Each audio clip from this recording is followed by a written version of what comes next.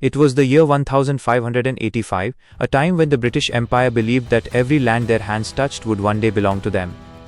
And so, an expedition set sail across the vast Atlantic, led by English Governor John White, his loyal companion Jack, and 115 brave settlers, including Jack's wife Maria, who was expecting their first child. They reached the mysterious shores of an uncharted island off the coast of Virginia, a place locals whispered about, a place said to be cursed. The island was known as Roanoke. As the ship anchored, Maria looked upon the silent forests and whispered to Jack, "Do you think this is the right place for our child to be born?" Jack smiled, placing his hand on her shoulder.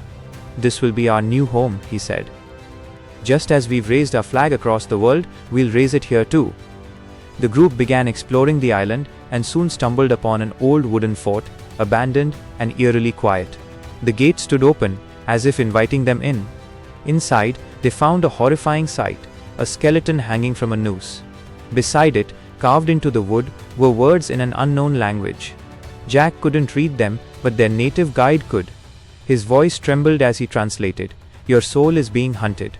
Surrender it before it's too late." A chill crawled through everyone's spine. But the governor brushed it off. "Superstition," he said. "We came here to build a colony, not to chase ghosts." That night, the settlers lit their fires inside the fort and began to make it their home. But as the wind howled through the trees, something in the darkness began to move.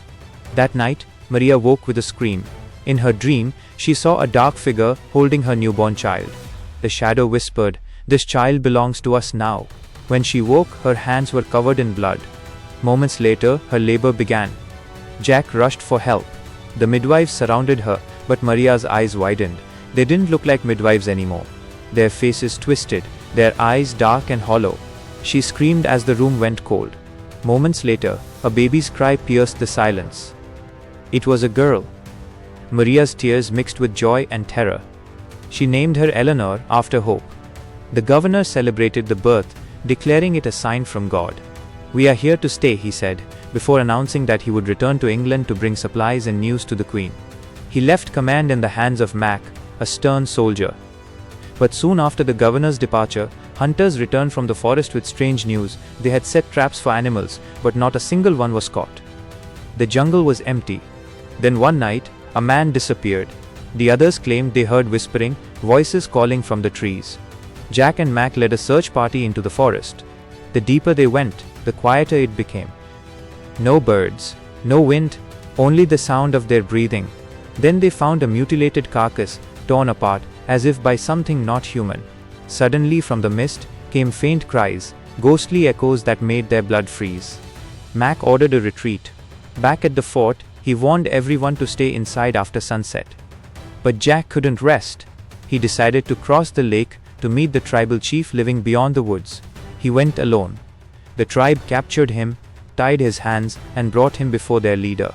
Jack begged for peace, explaining what had happened, the disappearances, the voices, the attacks. The chief looked at him with pity. "These are not our doings," he said. "The spirits of this island, they belong to the old world. Long before we were born, this land was cursed by ancient souls. They do not want you here."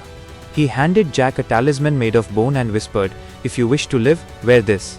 And never cross the forest at night. If you can, leave this place forever." Jack returned to the fort, shaken. Maria was now haunted by visions of women screaming inside caves, tortured, violated, and murdered centuries ago.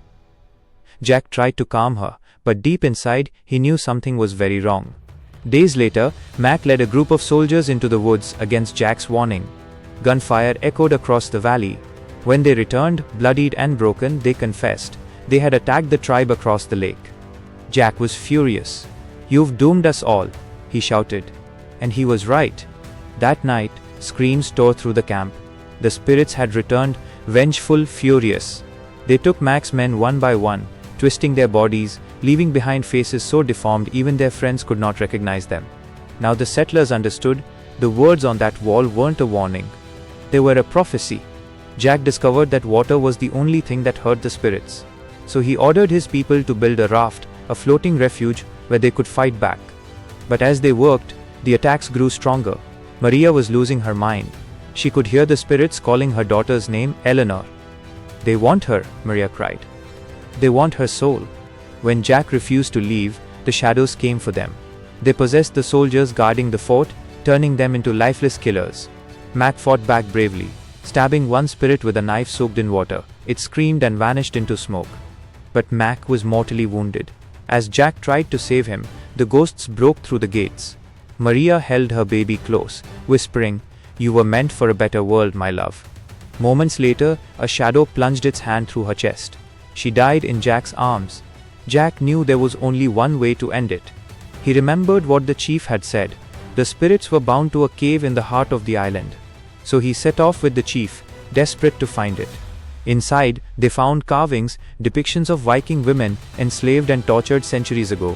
Their screams were carved into the walls. The curse was real.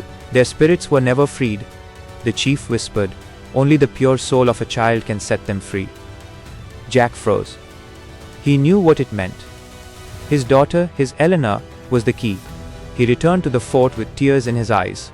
He lied to Maria's lifeless body, promising, "I'll save her, and I'll save them all."